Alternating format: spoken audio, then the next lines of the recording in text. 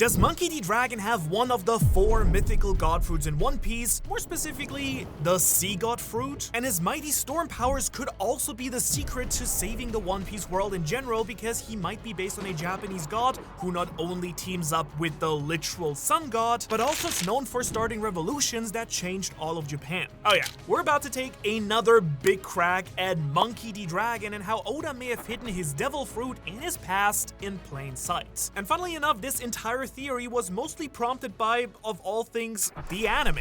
Seriously, it's kind of rare that I delve into it as a manga reader, but the new Egghead Island intro seems to have, like, softly confirmed something that we've all thought for years but never got any evidence for so far. I'm talking about this shot right here, where the lightning bolt strikes down behind Dragon, which has seemingly confirmed now that Dragon did directly stop Buggy from chopping Luffy's head off back in Loketown. Which, you know, don't get me wrong, we all kind of thought was the case, but the lightning specifically has never been explicitly tied to Dragon, unlike, you know, all the wind stuff. You know, the winds that always accompany him whenever he does anything, like scare the hell out of Smoker, which was pretty fun. So sick, I mean, Dragon does storms, not just wind. Why does that matter though? Well, it's actually kind of huge, considering it's probably a devil fruit power that's letting Dragon pull this stuff off, and the wind, the lightning, the general storm vibe, it kind of makes me feel like his devil fruit must actually be the power of storms and not just wind like we all previously kind of suspected. But also, as I promised, I think it might be even more than that and straight up be the mighty power of a storm god. And to be fair to myself here, that's not fully true. I've kind of tossed out storms as an option, but never the primary option until now. And since it seems like Oda really wants to hold on to Dragon's true power as a secret for the endgame of the series, and we're not gonna get it anytime soon, it has to be something truly mighty. And so today I wanted to talk about an idea that I've been cooking up for a while now that seems to be getting more and more evidence as time goes on, so why not do it now? And that is the idea that Dragon himself is based on the legendary Japanese storm god, Susano. But not only that, I also think that there is a really good chance that Dragon having a Susano-themed devil fruit might even explain how and why he even became a freedom fighter and then revolutionary in the first place. And as an anime fan, you're probably familiar with Susano's name because of this guy right here, or this guy, or maybe even these guys. They kind of really popularized this name in the West, but Susano is quite literally one of the most important gods in Japanese mythology, in case you didn't know. One of the big 3. He's the brother of Amaterasu, the sun god, and Tsukuyomi, the moon god. And I kind of wanted to emphasize this here since, like, almost assuredly Susano is gonna play some role and be relevant in the series regardless if it's Dragon specifically that is based on him or not, because sun gods are all the rage in One Piece, in case you didn't notice it seems. And of course, the Harley text also talks about a raging sea god, and in Skypiea, the Shandians mention a mighty rain god. And you also might have noticed recently that gods like Nika have become more and more important to the series. So Dragon, a figure being very clearly saved by Oda for the endgame, being another one of these modern god reincarnations, could make a lot of sense. He is one of the main players in the story, especially since the powers and thematics do line up quite well. Susano is the storm god who was exiled from the heavens, and this is why I think there is a really good chance that Oda not only based Dragon on Susano, but also that the devil fruit that he wields is none other than the quite literal sea god fruit, a fruit that's giving him the powers of the sea from the second world of the Harley text right there. Because whoops, will you look at that? Susano isn't just known as the storm god, but also as the sea god here in Japan. He's a warrior who rules over the oceans and storms, and Japanese stories have multiple versions of him, and many times Susano starts off as the ruler of the ocean realm, who then forgoes this responsibility and rages, causing chaos and ultimately banishment. Meanwhile, Dragon turns out to be a former Marine. The Marines work for those pesky celestial dragons, and we do know that at some point Dragon left the Marines and became a revolutionary whose sole goal is to defeat those on top in the heavens. But if you thought this was it, oh, we're only at the tip of the iceberg, because this parallel goes way deeper. Both Dragon and Susano are both these weirdly viewed, morally gray on the outside, but generally good characters, and that's kind of what really stood out to me when I compared the two. You see, Susano isn't an all almighty god of good or some crazy supervillain, he's an incredibly complicated figure in his own mythology. He does a lot of good things through bad means, and he also does a lot of really petty stuff, raging against good people. And Dragon, by association, isn't exactly easy to place in the entire climate of the One Piece world either. I mean, overall, he's typically framed as more of a good guy because we see the revolutionaries taking down the evil celestial dragons, but according to most of the world, Dragon is the single most evil person alive, as well as the greatest and most wanted criminal ever. And so Oda's placement of Dragon in the One Piece world does line up very nicely with the various tales of Susano in mythology. Susano is this guy who, without fail, constantly liberates people from their shackles throughout his various storylines and adventures, and if we push that over to One Piece, whatever mighty god fruit this could be might actually even make it so that Dragon is being carried by its will to battle the powers above. And I actually want to toss out the idea that Dragon, by having eaten the sea god Susano type devil fruit, might just be following the will of this devil fruit itself. So Dragon himself, the big revolution guy, might quite literally be following the will of this god fruit to bring about a mighty revolution, which is kind of wicked irony because he'd be like Eren Yeager, but a lot better, I would argue. Speaking of which, there's a story in particular that I think ties best into Susano and Dragon's possible parallels, and also the clearest example that really hammers in this tie-in for me, which is the tale of Susano slaying the Yamata no Orochi, which you might know as the 8-headed serpent dragon. This, as you probably just realized, is the beast that One Piece's Orochi's devil fruit is based on, and quite literally the model of the fruit in this beast's name. So what I'm trying to say is, if there is a snake fruit model Orochi, why can't there be a human fruit model Susano?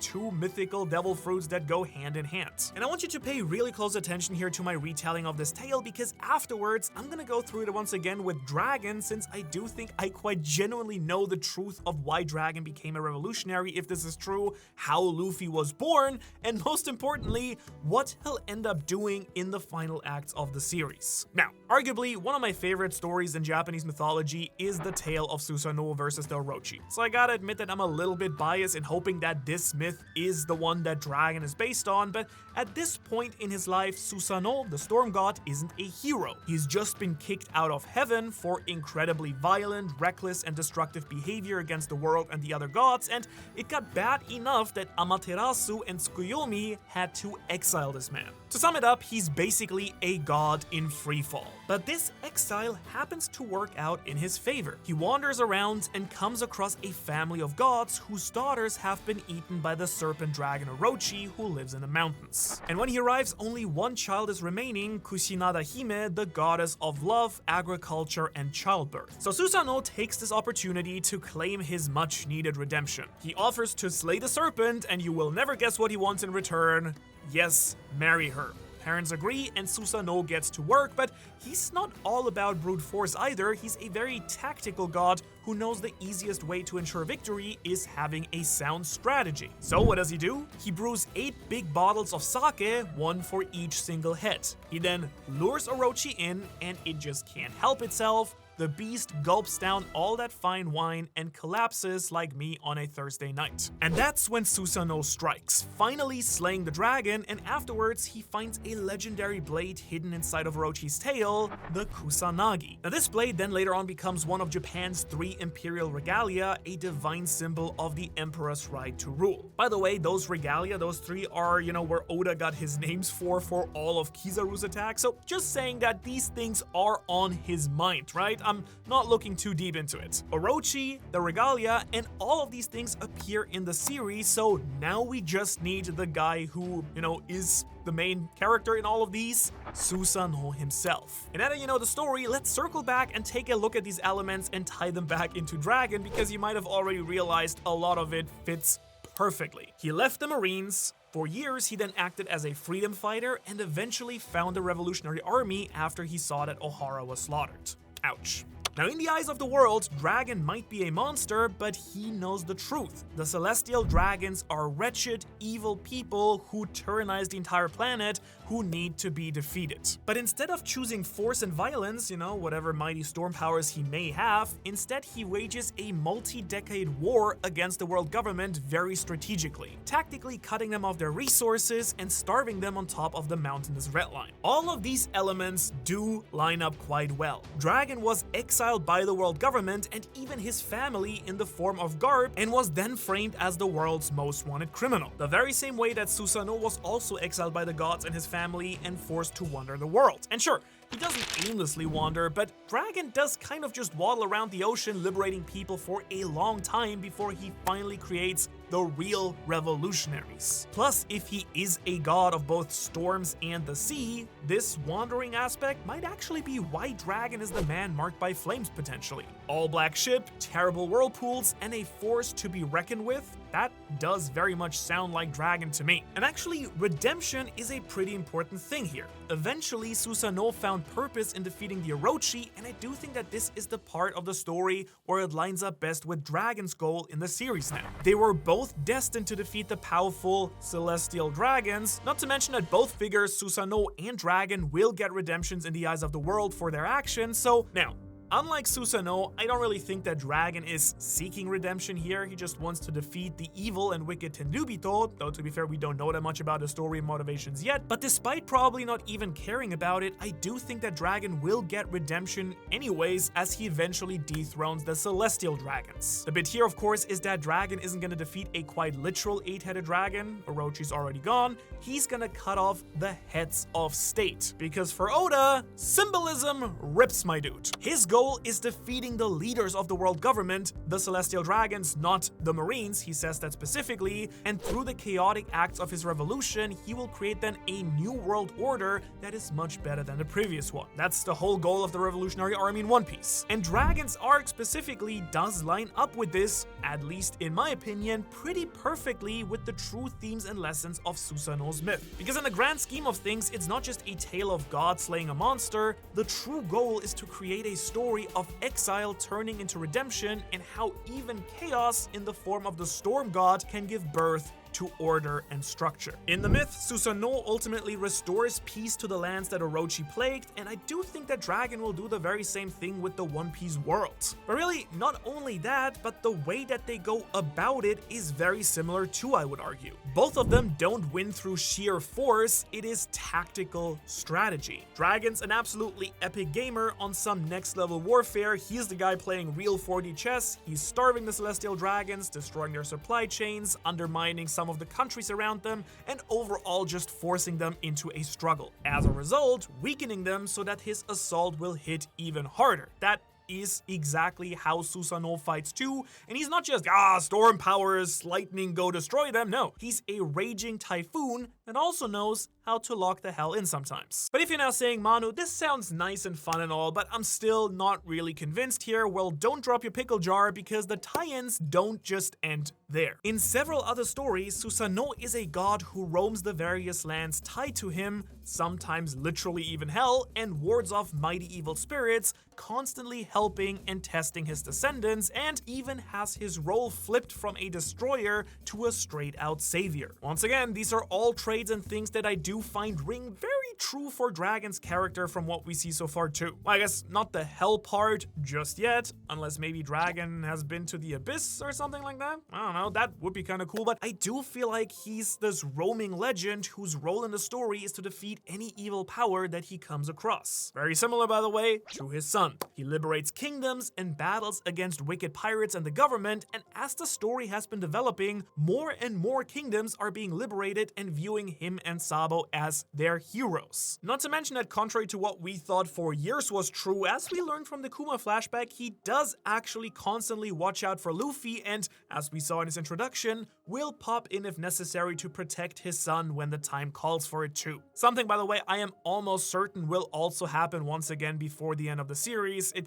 kind of has to. And to me, it's almost a done deal that Oda is pulling from Susano to inspire Dragon here, but what else would that mean for his story going forward? Now, I've really tried my best to not bore you too much with all the tie-ins that make me think Susano is Dragon's inspiration. Not sure if that worked or not, but what's the meaty, juicy, new stuff here that we can theorize from there? What does it say for the story going forward? Well, a massive point to talk about is how Dragon would have gotten this fruit and what he did after he ate it. And seeing as we do know that Dragon was a Marine, probably a high-ranking one, and that some of them get some incredibly broken powers, especially the Admirals, I wouldn't be all that surprised if Dragon got this storm-based power as a Marine and it just really backfired on them. Remember, Susano is a god of storms and the sea, and it kind of seems that the Marines and world government have access to mighty fruits that can possibly be god fruits. I mean, Sengoku's fruit is based on a divine god, and even Green Bull's might potentially be the forest god, right? So at some point, Dragon being given this fruit because he was such a powerful Marine member isn't really that far of a stretch, I think. Especially when you remember that he was this uber powerful D-Clan member as a Marine, someone who was presumably doing good work and was the son of Garp the hero. I might ought to give him a next level devil fruit too if he was supposed to be the next hero of the Marines, and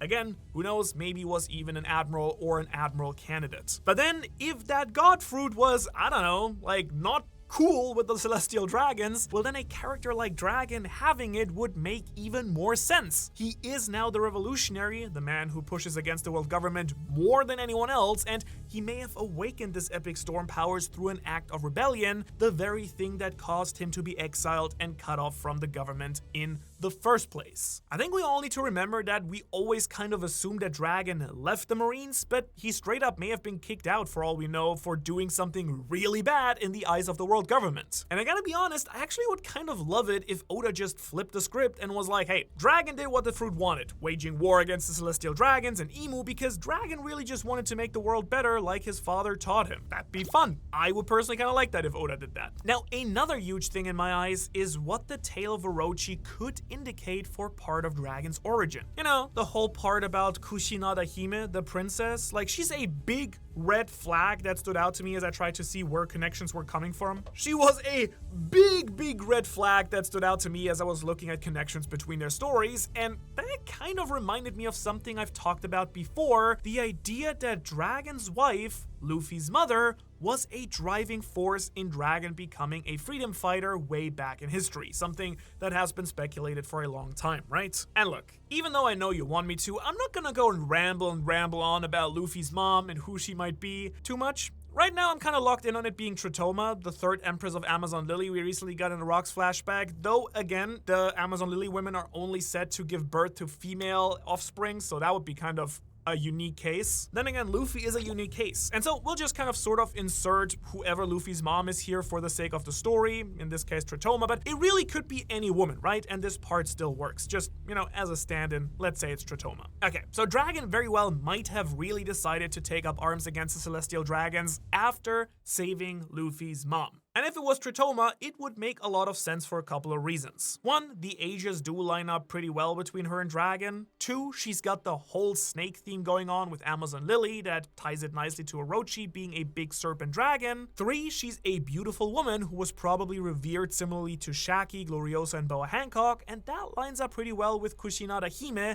being a goddess of love and marriage too. And four, the Empresses of Amazon Lily do seem to be people that the Celestial Dragons also constantly are trying to steal. Shaki was constantly under their pursuit, that's why she went to Pirate Island to the Rocks Pirates to begin with to be protected. And then the CDs also quite literally kidnapped Boa Hancock and her sisters as a child and then forced her into becoming a warlord, so them going after Tritoma after Shaki moved to Pirate Island and Tritoma became the new Empress would work pretty nicely timeline-wise with Dragon leaving the Marines. But again, it doesn't really matter if it is her. What truly matters here is that I do think that Dragon saved a woman from the clutches of the Holy Knights or some other Celestial Dragons, defeating them and then protecting her. But in some twist, unlike Susano, who was already exiled by the time that he gained his wife and battled Orochi, I think that this is what might have kicked off Dragon leaving the Marines and then becoming the world's most wanted criminal. And I'd say that this makes a lot of sense because it gives Dragon Dragon a lot of purpose. It gives him a little bit of a kickstart into, hating on the Celestial Dragons, giving him a clear reason to leave them since their justice is basically just a sham in his eyes, and, we know that it's true too. Plus, it actually kind of lines up really well with another character in the series who was framed as the world's most dangerous criminal before Dragon, Rox Dizebek. Boy, I just realized that every video we make, it's either Rox or the mural or both, but that just goes to show you how important that stuff is now. I don't think that Rox and Dragon have secret deep bloodline ties or anything like that, and if they do, it's not relevant for this video. I think what Oda might have done instead though, showing us in the Rox story, is how he became public enemy number 1 and how it could be very similar to how Dragon then also became public enemy number 1. I mean, straight up, Kuzan, an admiral, left the Marines to become a pirate and isn't the world's worst enemy or anything like that, right? So regardless of if you think that he's in sword like me, or if the world government really cared about powerful people abandoning them like an admiral, and that's why Dragon's bounty was so high, Kuzan's bounty would be that high too. So it can't be that. No, I think Dragon's insane bounty, however high it is, and his status as the world's most wanted criminal, has to be because he did something truly unforgivable in the eyes of the government, and specifically the Gorosei and Imu. I mean, remember, Luffy literally declared war against the world government several times, and his bounty isn't even higher than Mihawk, who isn't even a Yonko, right? So I do think that Dragon must have done something a little bit worse on top of just declaring war and leaving. And I kind of like to think that this might have been killing the Celestial Dragons who tried to kidnap or do something worse to the woman who he would eventually go on to marry. Going along with the entire Susano story, she may have even been a Celestial Dragon or something else of high status, which, just saying, Shotoma still fits the bill as the Empress of Amazon Lily. Plus, this would line up very well with his Devil Fruit and the will of said fruit that we were all talking about earlier, right? Cool. Alright, with all that being said, where does this really leave us now for the story? What will Dragon go on to do if Susano is the template that Oda's pulling from for him, if that is his actual Devil Fruit? To be honest, I think it's kind of pretty crystal clear. He's gonna go on to destroy the Holy Knights and help his son, the Sun God, bring the new dawn. Something you can, by the way, help me do by joining the official Ohara Patreon. Help me become the Storm God and enjoy a lot of exclusive content while you're at it. Alright, back to Dragon helping Luffy though save the world. An important part of Susano's story that I've kind of tactically left out when connecting parts of Susano's backstory was the sword that he rips out of Orochi's body. And of course, what Susano chose to do with it after he claimed it. You see, the Kusanagi is a national treasure of Japan and is something that can only be seen by the Emperor of Japan. He's the only person who can look at it. But it's also an item that is blessed and owned by the sun goddess Amaterasu. Kusanagi was given to her by Susano, who was atoning for, get this, shrouding the world in darkness in a previous era. Now, that last thing is very clearly a whole different bag of worms that does very clearly tie into the Harley text and the sea god raging and everything, and how the end of the first and second world ended in darkness and despair, concealing away the sun god Nika. Not to mention that it does tie into some of my favorite verses from Bing Sake 2 about bringing the night and the new dawn. I mean, if you're a loyal viewer of the channel, you probably know I talk at length about these things all the time, but I'll give you a very quick rundown of why they are important to me in these theories. First, I think that Bing Sake is the story of Joy Boy, and that there's a really high chance that Bing Sake itself, the drink, might be the treasure on Laugh Tale that Luffy will end up using to reunite the world. And in the Harley text, it seems that Bing Sake lines up fairly well with the second world, which again, I think is the story of Joy Boy, which makes sense timeline-wise. But what I really think is most important to know for this theory video is that at the end of the second world, the sea god raged, which caused chaos and emptiness at the start of the third world, which Saul seems to imply is now our current era, which Luffy and everyone is living in. And I'll just say it, this stuff is the tale of Susano and Amaterasu. A placeholder for Susano, the sea god, may have shrouded the second world in darkness at the end of the second world, and that's why they and the sun god will never meet again, but now his reincarnation in the form of Dragon could be essential, defeating the Holy Knights and Celestial Dragons and giving Luffy, his son, the reincarnation of the Sun God, the opportunity to bring the new dawn as the Harley has predicted. Now, I could also just be fanboying a little bit too much here, always possible, but it does make a lot of sense, I think, for Dragon to have the Sea God fruit, since it would totally complete Dragon's story that Oda has been setting up for so long now. He just wants Luffy to make his own choices and ride the winds of fate, but he can defeat his version of Orochi, the Holy Knights that we know kidnap people and force them into slavery, paving the way for Luffy to then defeat the big bad guy, Emu. We know that Dragon has been very hesitant to meet his son and rope him into the war that he's fighting, but this way he can still enable Luffy to make his own choices and atone for his personal choices that impacted his son's life, and possibly even atone for the choices of the previous user of the Sea God fruit. 800 years ago. The same way that Susano did by defeating Orochi and giving the Kusanagi sword to Amaterasu, the sun god. And who knows, maybe Dragon will give Luffy a quite literal sword that we, by the way, know the sun god in One Piece has as well. He has a sword and a shield, right? Or if we're talking about Nika, a sword and a spear, but there's always a sword. And in general, I think it's just kind of a rad idea that I just really love personally, and since Oda seems to pull from a bunch of Japanese mythology, I like to think that maybe, just maybe, this might be the direction that he's been taking Dragon's character in this entire time. I could be totally wrong, of course, that would be fine as well, but what's just as, if not even more important here, is what his family overall is up to. Like seriously, what's going on with the entire Monkey Clan? Dragon the Sea God, Luffy the Sun God, and why does Garp work for the world government? And how did Dragon ever think that the Marines make sense? And why was Luffy supposed to join the Marines too? Well, if you want to find out why the Monkey Clan does seem to be tied to the Marines and the government so hard, even though they're a D-Clan member, well, you can watch that video right here to find out. Otherwise, thanks so much for watching, and thanks to all of our beautiful Patreons, and I will see you in the next video.